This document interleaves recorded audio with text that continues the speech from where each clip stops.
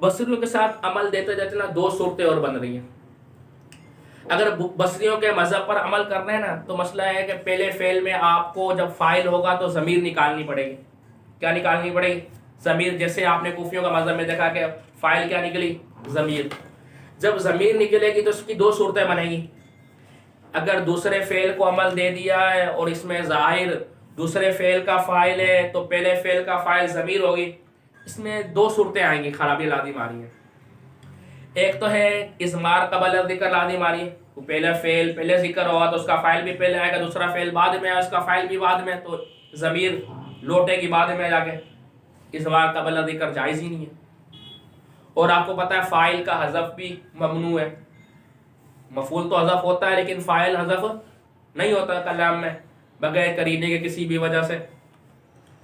تو اب اضمار قبل ذکر لازم آئے گا فاعل والی قسم میں جس میں پہلا فعل فاعل چار ہوگا, یعنی قسم اول اور قسم ثانی. قسم اول اور قسم ثانی, کیونکہ ان دو صورتوں میں پہلا فاعل چار ہوگا اور اسی دو صورتوں میں یعنی قسم اول اور قسم ثالث میں اختلاف ہوا. بقیہ میں تو سب کہتے ہیں کہ ہم بصریوں کے ساتھ دوسرے فعل کو عمل دیں گے, لیکن دو صورتیں ہیں قسم اول اور قسم ثانی میں. اگر ہم آپ کی بات مانتے ہیں تو ہمیں پہلے فعل میں دو خرابیاں لازم آ رہی ہیں. کیا؟ یا تو آپ فاعل ضمیر مانو گے, جب فاعل ضمیر مانو گے تو اضمار قبل ذکر لازم آ رہا ہے. تو بصری انہوں نے کہا تھا کہ فی الحال یہاں پر جائز, انشاءاللہ آگے اس کی اور تفصیل بھی آئے گی, آگے پڑھیں گے آپ. لیکن امام فرا اور امام کسائی نے اس میں کیا ہے اختلاف. وہ کہتے ہیں, کیا کہتے ہیں, امام کسائی نے کیا کہا اور امام فرا نے کیا کہا. وہ کہتے ہیں پہلی صورت اور تیسری صورت میں ہم دوسرے فعل کو عمل دیں گے نہیں. امام فرا کہتے ہیں کہ اگر دیں گے تو یا تو فاعل کو حذف ماننا پڑے گا یا اضمار قبل ذکر لازم آئے گی. اس سے اچھا یہ ہے کہ پہلی اور تیسری صورت میں آپ پہلے فعل کو عمل دے دو. جب پہلے فعل کو عمل دے دو تو دوسرے فعل میں فاعل ضمیر ہوگی, فاعل پیچھے لوٹ جائے گی. ٹھیک ہے. امام فرا نے تو یہ کہہ دیا کہ پہلی اور تیسری صورت میں آپ دوسرے فعل کو عمل دو ہی نہیں بلکہ پہلے فعل کو عمل دے دو. ٹھیک ہے. امام کسائی نے کیا فرمایا؟ وہ کہتے ہیں کہ ہم ضمیر نہیں ذکر کریں گے, وہ عمل دوسرے کو ہی دیں گے.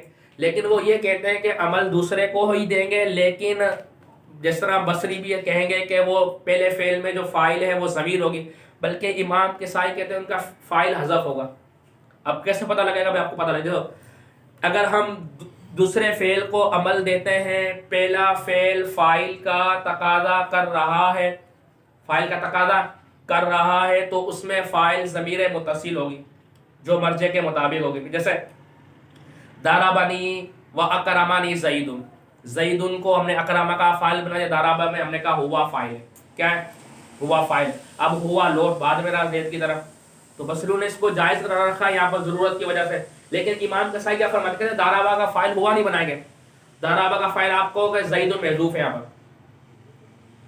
اس کی کچھ مثالوں میں عمل وہ ہے بصریوں کے ساتھ, لیکن مثالوں میں فرق آ گیا. جب ضربنی و اکرمنی زید, زید اکرمہ کا فاعل ہے, ضربہ کا فاعل زید محذوف ہے.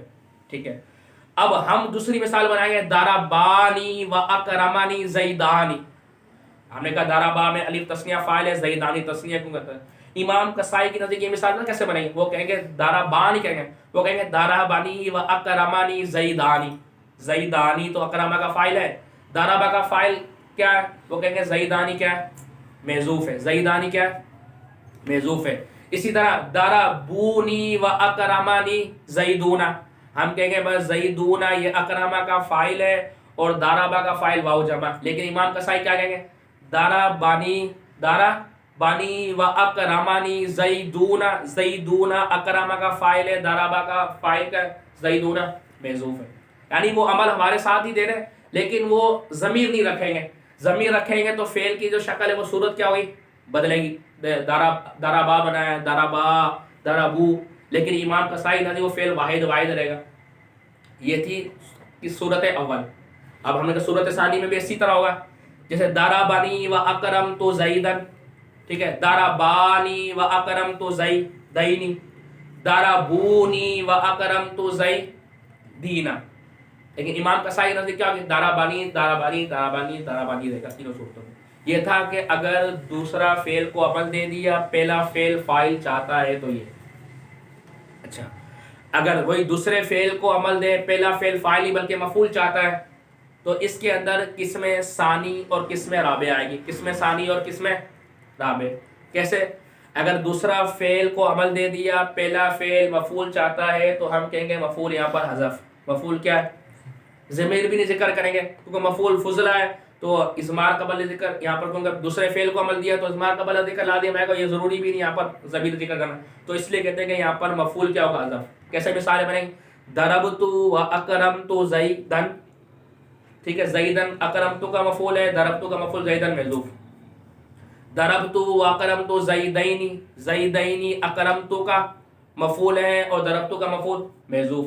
ضربت و اکرمت زیدین، زیدین اکرمت کا مفعول ہے اور ضربت کا مفعول کیا ہے؟ محذوف. یہ ہے قسم ثانی. اور امام کسائی کے نزدیک بھی ایسا ہی، ان کے نزدیک اس میں آئے گا نہیں کیونکہ مفعول کی صورتیں بن گئی. اب قسم رابع، قسم رابع کیا ہے؟ ضربنی اور ضربت. قسم رابع کیا بنی؟ ضربت و اکرمنی زیدن، زیدن اکرم کا فاعل ہے، ضربت کا فعل اور مفعول کیا ہوگا؟ محذوف ہوگا. ضربت و اکرمنی زیدانی، اب زیدانی اکرم کا فاعل ہے، ضربت کا فاعل کیا ہوگا اور مفعول کیا ہوگا؟ محذوف. تیسری مثال، ضربت و اکرمنی زیدون، زیدون اکرم کا فاعل ہے، ضربت کا جو مفعول ہے وہ کیا ہوگا؟ محذوف ہوگا. یہ ہمارا مختصر سا تنازع فعلین کے اوپر سبق تھا، تو اس کو مختصر سا بیان کیا ہے. اب اس میں ہم نے افعال قلوب کی گفتگو بھی نہیں کی اور اس کی علتیں دلیلوں کو بھی ہم نے نہیں چھیڑا، صرف خلاصتاً ہم نے یہ بیان کیا ہے. جزاک اللہ خیر.